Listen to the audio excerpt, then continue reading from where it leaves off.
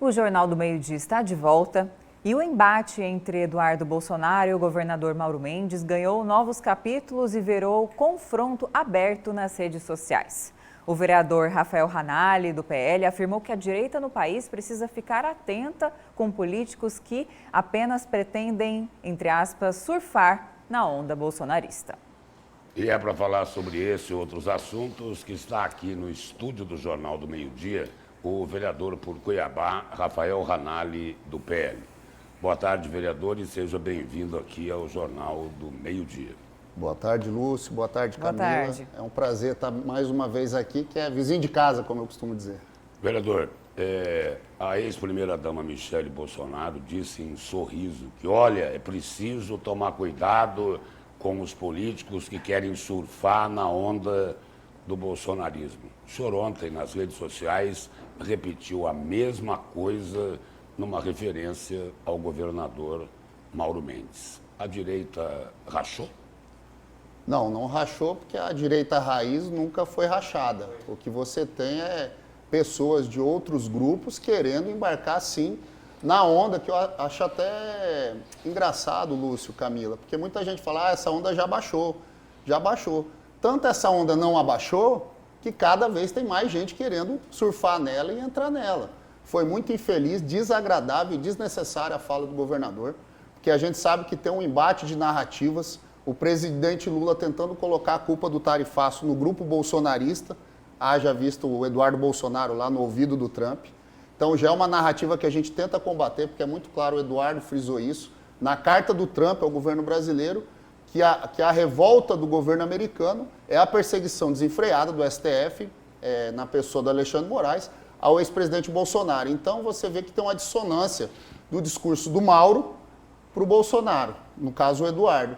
E eu costumo dizer, Lúcio, a pessoa quer entrar na sua casa, quer comer da sua comida e fala mal do seu filho, é uma vergonha o que ele fez, desnecessário. O PL já tem pré-candidato a governo, que é o Wellington Fagundes, já tem pré-candidato a Senado, que é o Zé Medeiros. Eu até hoje tive uma conversa com o senador Wellington Fagundes, me coloquei à disposição, se precisar de soldado para ocupar a segunda vaga de Senado, para não precisar abrir para ninguém, e o PL puro, eu estou à disposição. Porque se for abrir dessa maneira, aí não tem condição. A gente já vai ter que arrumar um espaço para alojar o Piveta, como você citou. E aí como é que faz?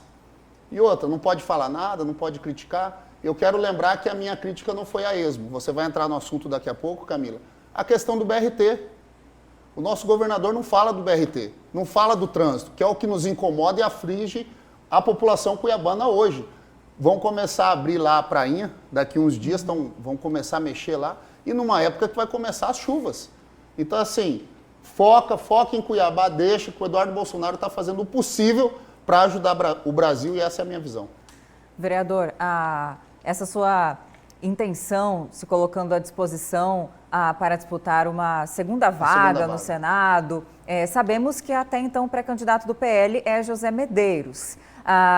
Essa sua reação diz respeito à fala dele em relação a esse embate, que, como vimos, ele tentou colocar panos quentes, ficou em cima do muro, digamos assim. O senhor acredita que não é uma postura de um político que é da direita raiz, digamos assim? Como o senhor avalia? Não por esse foco, até porque o Medeiros é um dos que, assim como eu, estamos lá desde o início do bolsonarismo. Acho que eu e o Medeiros não se questionam, assim como o Catani, que deu a opinião dele aqui. Eu só acho que, como são duas vagas, e o PL nas duas últimas eleições, fez mais de 60% dos votos, nada mais justo que o PL ter dois candidatos a Senado. Mas ele deveria ter se colocado ao lado de Eduardo Bolsonaro, ele ficou em cima do muro. Eu só acho que ele deveria ter ajudado mais o nosso discurso, que o Bolsonaro, o Eduardo Bolsonaro, no caso, não prejudicou e não influenciou em nada a questão do tarifaço. O tarifaço é simplesmente uma retaliação aos desmandos do STF. Aí sim que eu me proponho a ser o segundo na chapa de senador, porque eu quero ver desses políticos aí quem vai ter coragem de enfrentar o STF. Vereador, o senhor acredita que essa resposta mais dura de Eduardo Bolsonaro a Mauro Mendes é porque o governador, na verdade, estaria defendendo como candidato a presidente o atual governador de São Paulo, Tarcísio de Freitas? Passa por aí? pode passar, porque alguns governadores do Brasil têm insinuado isso. Eu acho que não é o momento do Tarcísio, simplesmente para a direita não perder o estado de São Paulo. É um risco muito alto o Tarcísio abandonar a candidatura, praticamente ganha no maior estado do Brasil, né, o estado que mais produz, que é São Paulo, para arriscar ganhar a eleição. Mas Eduardo Bolsonaro diz que Tarcísio de Freitas, como se diz aí, abre aspas, é o candidato do sistema, fecha aspas. Eu não vejo, eu vejo que hoje a direita, seja quem for, seja o Tarcísio, seja o próprio Eduardo, que também já se colocou à disposição, vai ter o apoio, sim, de uma parte grande do centro, do centrão, como se diz, que vai precisar de voto. É engraçado que antes da eleição todo mundo julga, mas na hora da eleição todo mundo quer o voto de todos os lados. Voto não tem peso. Um vale um. Então, assim, eu acho que essa briga tem mais capítulos a virem. Porém, essa questão do Mauro aí para se posicionar do lado do Tarcísio, a gente sabe por quê. Porque é republicano e com isso fortaleceria a vinda do Piveta para cá. Então, assim, é mais um episódio e aguardar os próximos capítulos.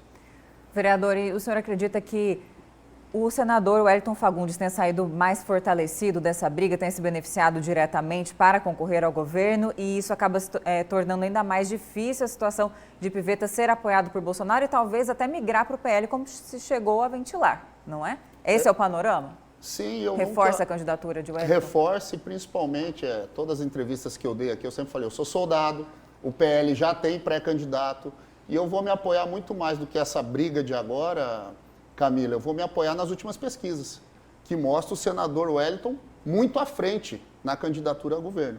Então, o que teve há semanas atrás foi uma questão que talvez o Bolsonaro tivesse pedido para alojar o Piveta no grupo, teve aquela ranhura, porém, daquela semana para cá, me parece que o Wellington fez foi subir nas pesquisas e caminhar muito mais nesse sentido.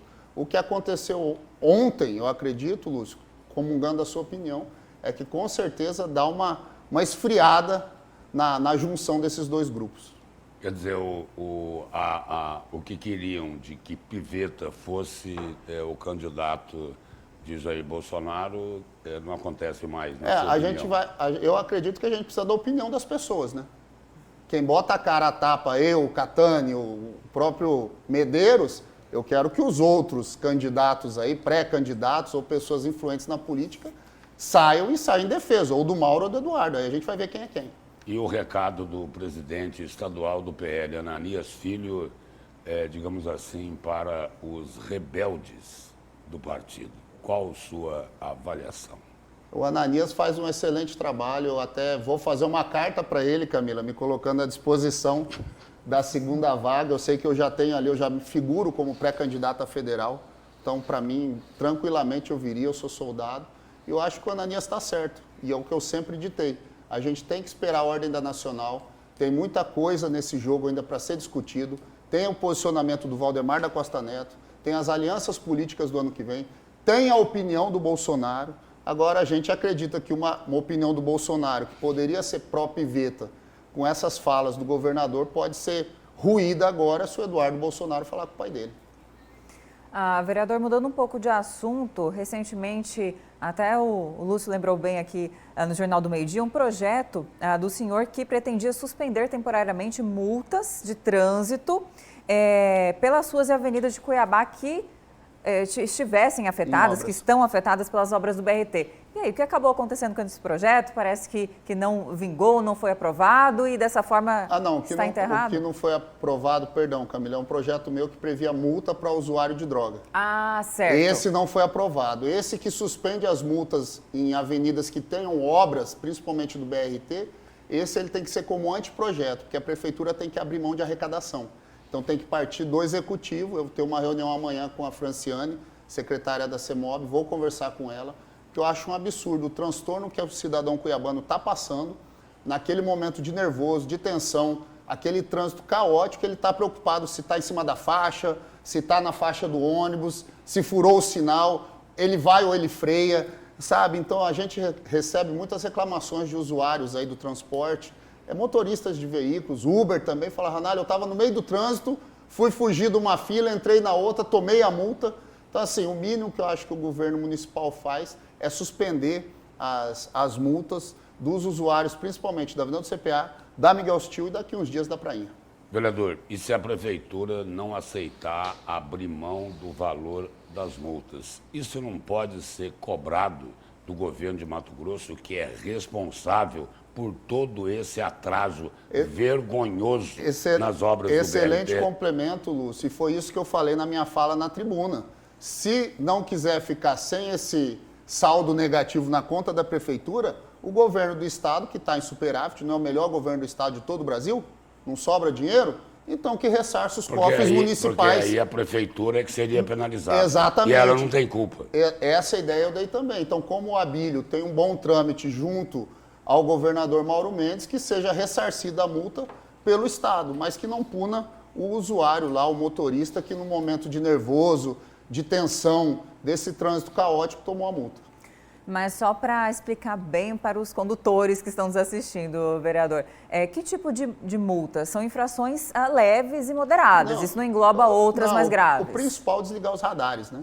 Dos semáforos, os de velocidade, que você está ali, aí você acaba de sair de um momento ali que você ficou 20, 30 minutos no trânsito, a tendência é você dar uma acelerada. Porque o problema maior é no semáforo. Exato, o cara quer sair da faixa, volta... Como é muito congestionamento, os motoristas travam o cruzamento. Sim. Travam porque fecha, mas naquele quantidade de carros você não raciocina direito.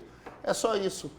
Lógico, não ia mexer com as infrações gravíssimas, porque aí é um comportamento inadequado, mas acho que as leves, as moderadas, a gente pode tirar, e principalmente os radares dos semáforos. O senhor acredita que pode ter o apoio da CEMOB na defesa desse Vou conversar projeto? com ela, e seria algo positivo para o Abílio defender, né? Uma coisa que auxiliaria os cuiabanos, a gente que vive nessa região aqui no Concil, que tem a Avenida do CPA e Miguel Sutil, está inviável.